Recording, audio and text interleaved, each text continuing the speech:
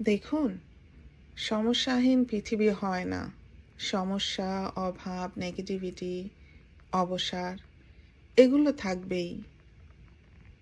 পৃথিবীর যত বয়স বেড়েছে, সভ্যতার যত বয়স হয়েছে, এগুলো বাড়তে বাড়তে গেছে। মূলত এগুলো থেকে পালিয়ে লাভ নেই। থাকুক না এগুলো ঘরের কোণে, চলুক না আমাদের সঙ্গে, হোক না মন খারাপ, তাতে ভয় কি? মনের জানালাটা এত বড় করে রাখতে হবে যাতে সেটা খুললেই অনেকটা আলো এসে পড়ে।